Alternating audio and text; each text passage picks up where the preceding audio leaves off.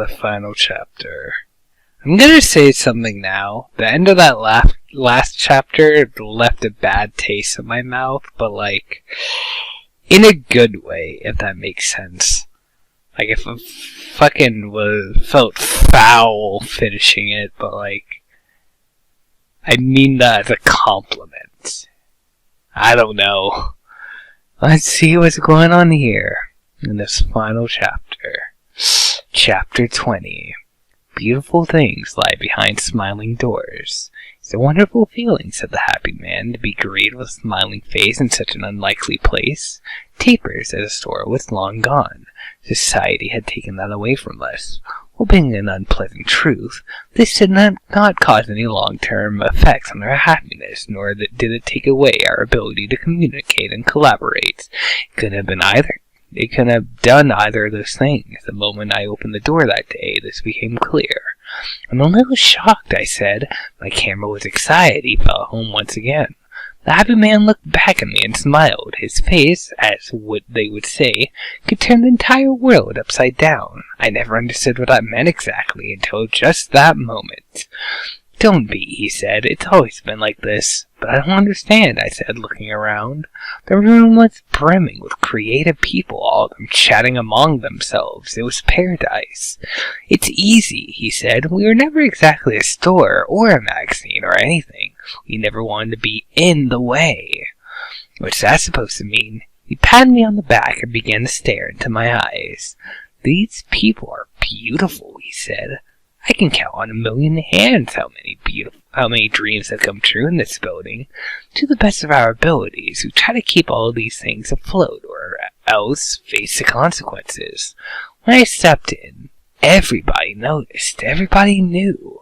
Hundreds of eyeballs were drilling into my face. All I could do was stare at the floor, waving at them. I feared the reaction. For all I knew, the floor could have been made out of cameras. The walls could have been made out of cameras. The people, with their aggressive expressions, were most definitely made of cameras. They don't seem very friendly, I said. I was more nervous than anything. This, being my very first Tapers convention, felt also like the first, perhaps final day of my life. The building wasn't even familiar.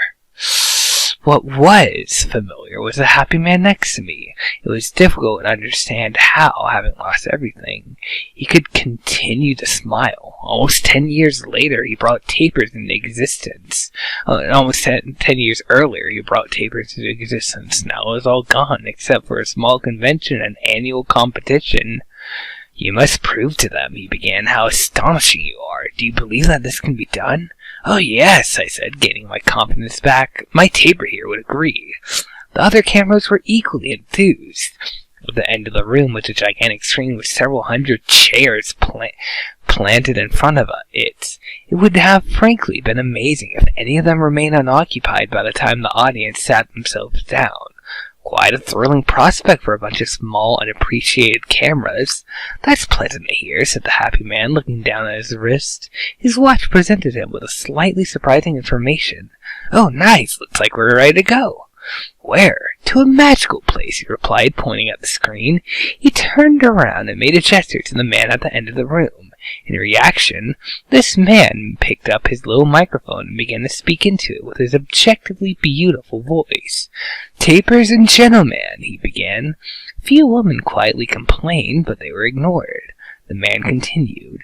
If you haven't taken your seats as of yet, do so now, he said. We only have a few comfortable ones left, and the rest are garbage. The entire room suddenly filled with noise. The happy man, still standing next to me, looked quite amused. Oh gosh, I said, preparing to run. I need one of those good chairs. After the last chair was taken, the room began to quiet down. One rather large human being, having lost his chance of a seat, released a terrified moan. For a brief moment, the entire room was looking at him, but they soon directed their attention to the man in front of the screen. Cool, he said. We're good. I can hear my voice again. The audience listened attentively. Fun stuff. Alrighty. Anyway, hope you've all written your names on this little paper here, he said, holding up a clipboard with a paper on it. Written on it was a list of participants. He squinted at it. And hopefully I can read your names. I raised my hand and called from one of the back seats. The man looked up. Yes, he asked. Mine has a little camera drawing next to it, I responded.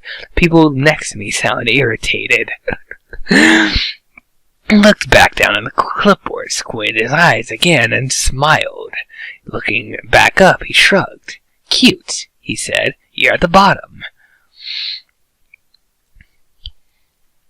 I frowned and lowered my hand. For a moment I could have sworn the audience was cheering. It's a rather nice drawing, though, he said. Seems fair that I call these names in reverse this time. God, I still love the Tapers story.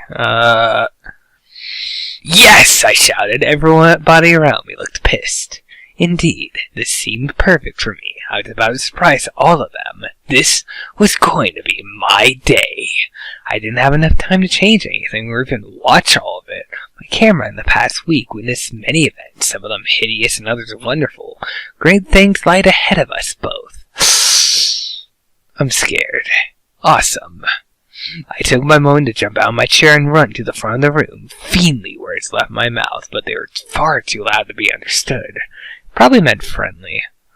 I was alone with myself in the world, standing in front of a large, intimidating screen with a tape in one hand and a happy, glowing camera in the other. All three of us were smiling. The audience could have been fake for all I knew. They didn't matter. Okay, I said. What now? This here boy, he said, pointing to a large contraption next to the screen, will make all of your dreams come true. Place your magnificent tape in our very own Tapers videotape machine, the only one in existence, as only one has ever been manufactured. This is all very confusing, sir. Don't worry about it, everything is fine, he said. I am, however, quite irritated that you're not doing what I've just instructed you to do. The audience was getting unnecessarily loud. I walked over to the machine and popped my tape in, still wondering about the action I was carrying out. You guys made this crazy thing? I asked. If so, why the hell would you do that? The man looked at me sternly. This thing is wonderful, he said. How dare you ask such a question? The machine began making a surprising noise, almost like 1,000 pennies dropping simultaneously every second. I covered my ears until it stopped. If you must know, however, he continued, we didn't make it.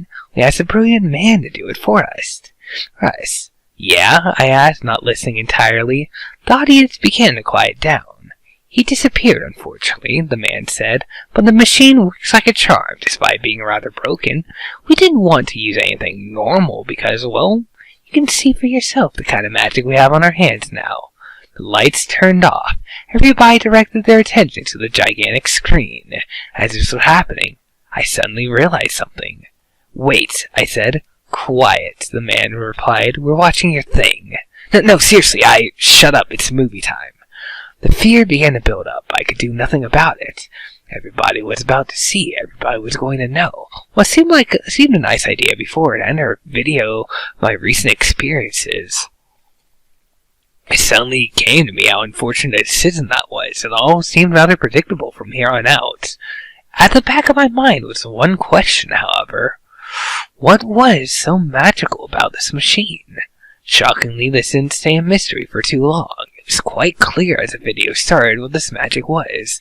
Everybody did, of course, witness the same events I remembered through my camera's eyes. They were indeed mostly accurate. Some of it was even new to me, a fact that can only be explained by my camera's natural sneakiness. The audience emotions weren't easy to figure out, but they wouldn't have been affected by this magic anyhow. The only surprising thing about this video was that Marvin had somehow been taken out of all of them completely.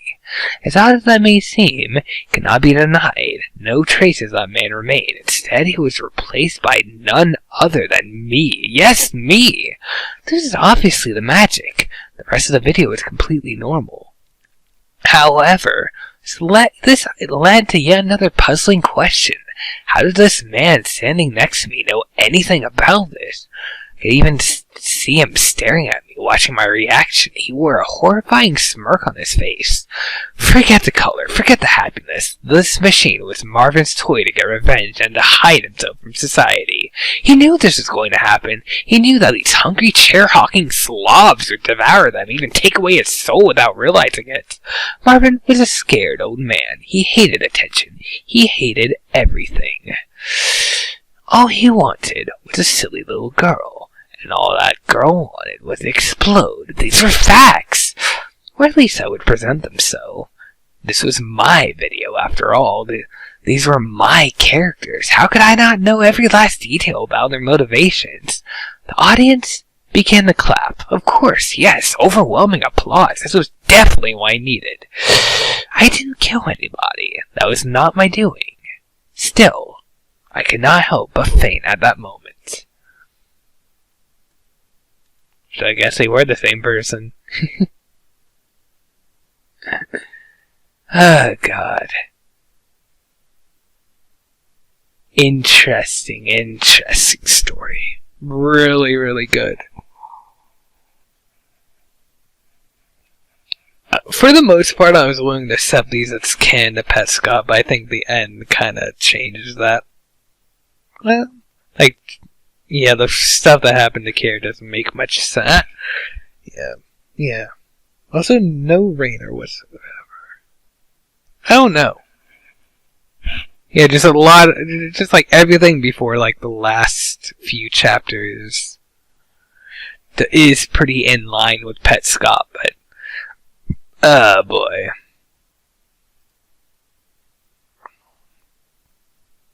I doubt there's anything else really in the Petscop universe. Like, there's this, there's Nifty, and there's Petscop. I'm thinking of reading one more thing. This thing, made by the creator very recently. This story about a 3D screensaver. Discovery pages. Oh. But yeah, creator of all this made a new standalone short story. I'll probably read that next. Just give a single episode. I don't think it's longer than like 40 minutes from what I can tell. So, I've only really looked at the beginning and I skimmed any text that was there, but oh god, what an interesting story. I like that a lot. And if you really watch through this entire thing, I appreciate it. Goodbye.